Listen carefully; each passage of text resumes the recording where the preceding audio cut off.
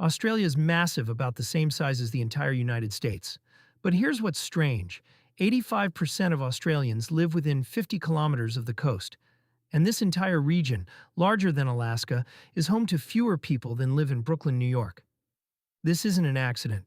Northern Australia should be perfect warm climate, coastal access, and massive mineral wealth. So why is it virtually empty? To understand why, we need to look at three things: climate, isolation, and history. Let's start with what this region actually is. Northern Australia covers about 1.5 million square kilometers. That's roughly the size of France, Germany, and Spain combined. It includes the Northern Territory, the top of Queensland, and the northwestern corner of Western Australia. The major cities, if you can call them that, are Darwin with 150,000 people, Cairns with 170,000, and Townsville with 180,000. Combined, the entire region has fewer than 1 million residents. That's a population density of less than one person per square kilometer. Here's the first problem: climate. Look at this rainfall map. Northern Australia sits in what's called the monsoon belt. From November to April, it experiences intense tropical rainfall. We're talking 1,500 millimeters in some areas. But from May to October, almost nothing. This creates a severe wet-dry cycle that makes traditional agriculture incredibly difficult. Compare this to the southern coast where most Australians live. Sydney, Melbourne, Adelaide. They all have consistent year-round rainfall. You can grow crops, maintain infrastructure, and plan long-term development. In the north, roads wash away, buildings flood, and farming becomes a gamble. Then there's the heat. Northern Australia averages 30 to 35 degrees Celsius year-round. During the wet season, add 90% humidity. It's not just uncomfortable, it's genuinely dangerous for outdoor work during peak hours. Air conditioning isn't a luxury, it's mandatory for survival. That means higher energy costs, which we'll get to later. Now let's talk about isolation. And this is where geography gets really interesting. Look at where Northern Australia sits.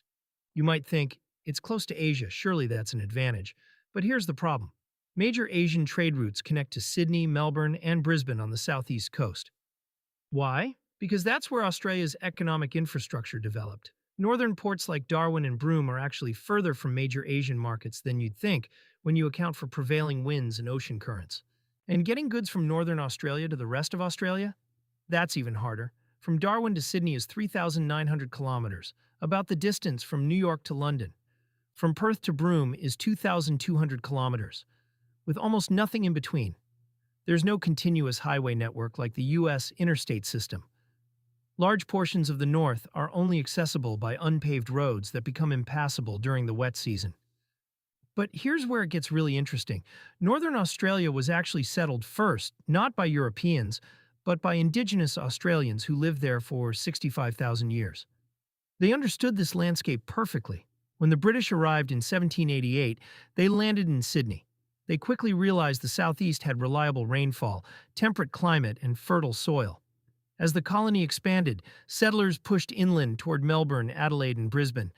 The population pattern was set. There were attempts to settle the north. In 1824, the British established a fort near modern-day Darwin. It failed. They tried again in 1838. Failed again. In 1869, they finally established a permanent settlement that became Darwin. But it grew incredibly slowly. Why? Because there was no gold rush in the north like there was in Victoria, no major agricultural boom like in Queensland's southeast, no driving economic force to attract settlers. Here's the paradox. Northern Australia is incredibly rich in resources. It has massive deposits of iron ore, bauxite, manganese, and uranium. The offshore gas fields are worth billions. But extracting these resources doesn't require cities. Mining operations in the Pilbara region employ thousands, but they're fly-in, fly-out workers. They work 2 weeks on, 1 week off, then fly back to Perth or Sydney. No families, no permanent communities, no city development. And here's the economic killer. Everything costs more in the north. Building materials have to be shipped in. Skilled workers demand higher salaries. Insurance costs are higher because of cyclones.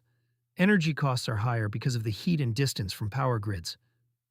When a business can operate in Sydney or Darwin, Sydney wins every time. More customers, better infrastructure, lower costs. It's not even close.